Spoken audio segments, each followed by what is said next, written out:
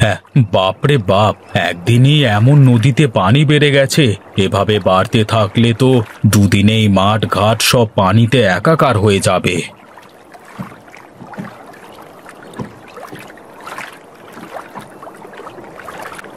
কি দাদা, একা একা নদীর ধারে দাঁড়িয়ে দাঁড়িয়ে কি দেখো?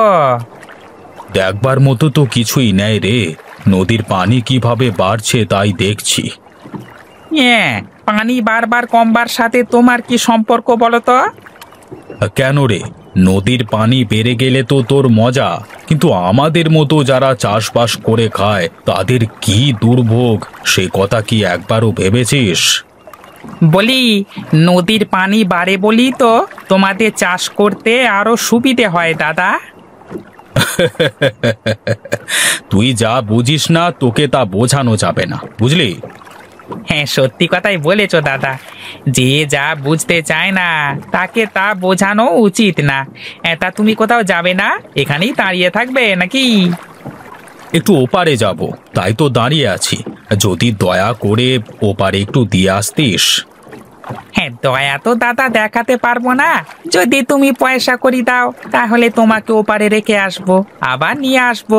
তা না হলে কিন্তু দাদা এই রাকেশ মাঝি তোমাকে পার করবে না। ঠিক আছে ঠিক আছে, তাই হবে। চল চল, একটু ওপারে দিয়ে আসবি, চল দেখি।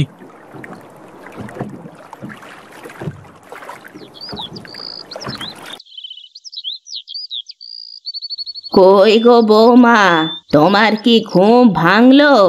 বেলা কত হলো?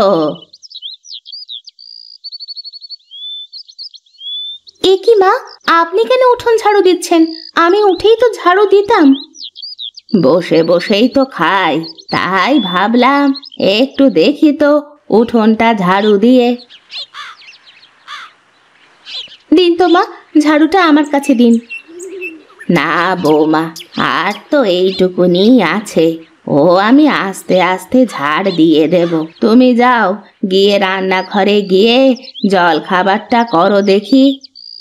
ঠিক আছে মা, আপনি তাহলে এইটুকু ঝাড়ু দিয়ে রান্নাঘরে আসেন, আমি গিয়ে রান্না চড়াই, কেমন?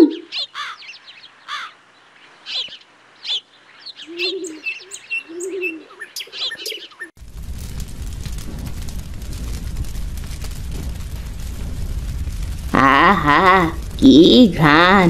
বাইরে থেকেই বোঝা যাচ্ছে যে বাড়িতে ইলিশের পাতুরি রান্না হচ্ছে। আপনার ছেলে তো ইলিশ ছাড়া কিছুই বোঝেই না, শুধু ইলিশ খাই করে। জানো বৌমা, ছোটবেলায় প্রীতম যখন আমার পেটে, তখন তোমার শ্বশুর মশাই খালি ইলিশ এনে এনে আমায় খাওয়াতো। আমিও না ইলিশ বাদে ভাতই খেতে পারতাম না। এজন্যই তো আপনার ছেলেও ইলিশ পেটুক হয়েছে, তারও তো ইলিশ ছাড়া খাওয়াই হয় না। বলি, পাগলটা কখন বাড়িতে ফিরবে, কিছু কি বলে গেছে নাকি? না মা, কিছুই তো বলে যায়নি, দেখলাম খুব ভোরে উঠেই চলে গেল।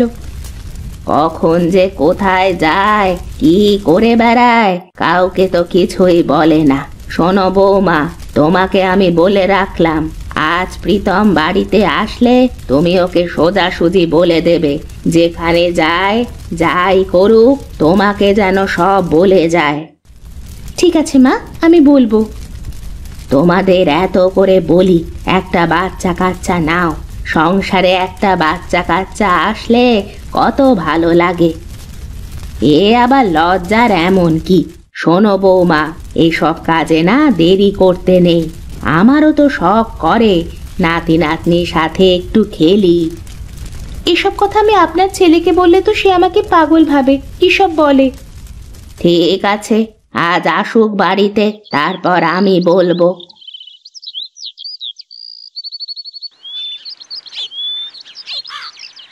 এ কি, সুজয় হরিহর কাকার সাথে এমন করে কথা বলছে কেন? একবার দেখতে হয় তো গিয়ে।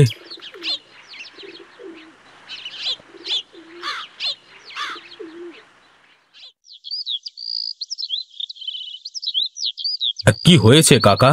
বাড়ির ভেতরে এত চেঁচামেচি কিসের? বাইরে থেকে শোনা যাচ্ছে।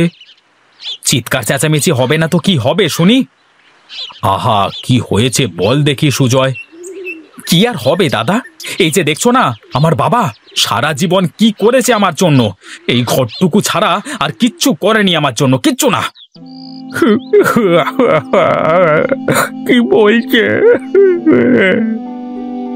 দেখ দেখ সুজয়, তোর কথায় এই বয়স্ক মানুষটা কিভাবে বাচ্চাদের মতো করে কাঁদছে। ওকে কিছুই বলবার দরকার নেই রে বাবা, ও তো ঠিকই বলেছে।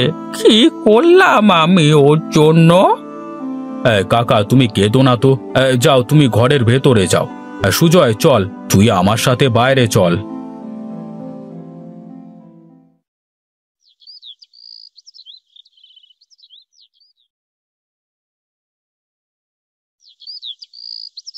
আরে বয়স্ক মানুষদের সাথে কেউ এভাবে জোরে জোরে কথা বলে পাগল ছেলে? কি করব দাদা বলো, আমার জন্য সে কি করে দিয়ে গেল। করি তো জেলের কাজ, একটা ভালো নৌকা নেই যে বড় নদীতে গিয়ে মাছ ধরব। সবই তো বুঝি রে পাগল। শোন, বাবা মা তোকে যে এই পৃথিবীর আলো দেখিয়েছে এটাই তো অনেক কিছু, আর তুই আমি তাদের জন্য এইটুকু কষ্ট করতে পারবো না? দাদা, আমার যে আর সহ্য হয় না। আমার চারপাশে সবাই বিয়ে করে সংসার করছে, কিন্তু দেখো আমার কিছুই করবার নেই। মন খারাপ করিস নে। শোন শোন, আমি তোকে বলি, কালকে তুই আমার সাথে দেখা করবি কেমন? আমি তোকে একটা বড় নৌকো কেনবার ব্যবস্থা করে দেব। তুই সেই নৌকা করে বড় নদীতে গিয়ে মাছ ধরবি। তাহলে তো ভালোই হবে দাদা, বড় নদীতে গেলে তো আমি ইলিশ মাছ ধরবো। আরে বাহ, তাহলে তো আমারও ভালো হবে রে। তুই রোজ আমাকে ইলিশ দিয়ে আসবি, রোজ রোজ নদীর তাজা তাজা ইলিশ খাবো। ঠিক আছে দাদা, কালই আমি তোমার সাথে দেখা করব। ঠিক আছে, যা এখন বাড়িতে গিয়ে বাবার কাছ থেকে মাপ চেয়ে নে। আর কাল থেকে যে এত বড় একটা কাজে যাবি, তাতে বাবার আশীর্বাদ নেওয়া লাগবে না। যা যা, বাড়িতে যা। আমি ভুল করছি প্রীতম দাদা। কাঁদিস না, যা যা বাড়িতে যা। কালকে সকালে এসে ঘাটে দেখা করিস কেমন?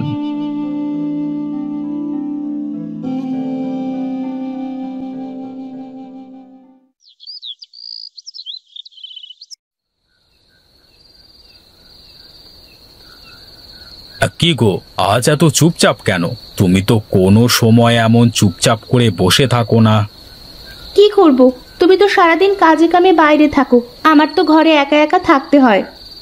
কেন, বাড়িতে তো মা আছে, তুমি মায়ের সাথে কথা বলবে, গল্প করবে, প্রয়োজনে তুমি তার ঘরে গিয়ে তার সাথে থাকবে।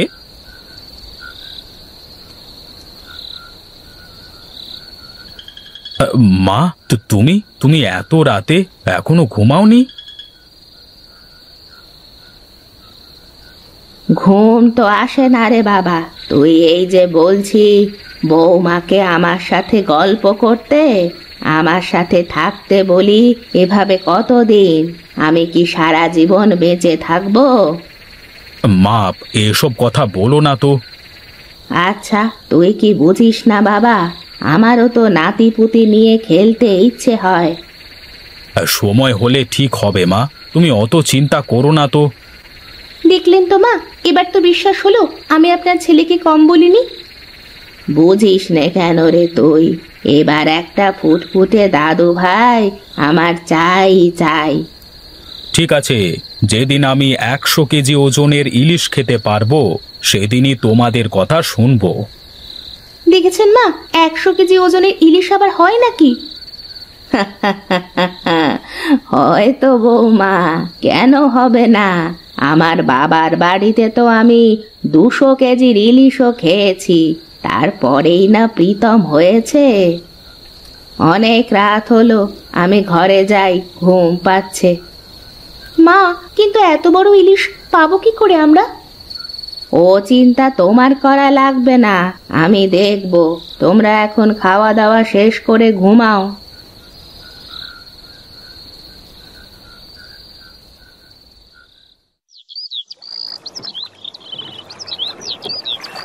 দাদা, আমার তো বিশ্বাসই হচ্ছে না যে তুমি আমাকে এত বড় নৌকা দিলে। আমারও বিশ্বাস হয় না। তুই আমাকে ইলিশ মেরে খাওয়াতে পারবি। সে সময় হলেই দেখা যাবে দাদা। আমি বলি কি, তুমি আমার সাথে চলো, তাহলে দেখতে পাবে।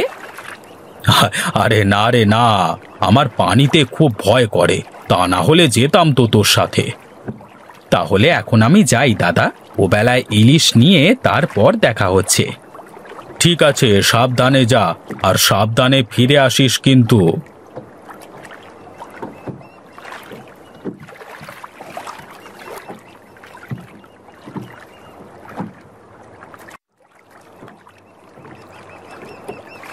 কি খবর দাদা, ওপারে যাবে নাকি?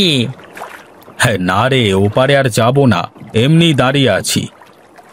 দাদা, এই হরির বেটা সুজয় নাকি বড় নৌকা কিনলো বড় নদীতে ইলিশ ধরবে বলে। হ্যাঁ রে, তা তুই কি ওর সাথে যাবি নাকি? ও তো একলা মানুষ, একজন সঙ্গী হলে ভালোই হয়। কি করব ভাবছি দাদা, কিন্তু তার আগে বলো, ওর নৌকায় তুমি আমাকে যেতে বলছো কেন? কারণ ওই নৌকাটা আমি ওকে কিনে দিয়েছি। ও মাছ ধরবে আর টাটকা টাটকা ইলিশ আমাকে খাওয়াবে। তাই বলো? তাহলে কিন্তু দাদা তুমি সুজয়কে বলে দিও, আমি কিন্তু কাল থেকেই ওর সাথে মাছ ধরতে যাব।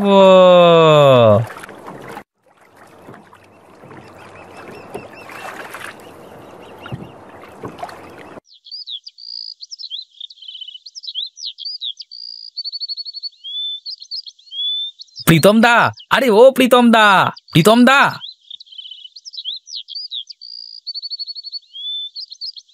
হে মা, এ তো অনেক বড় মাছ।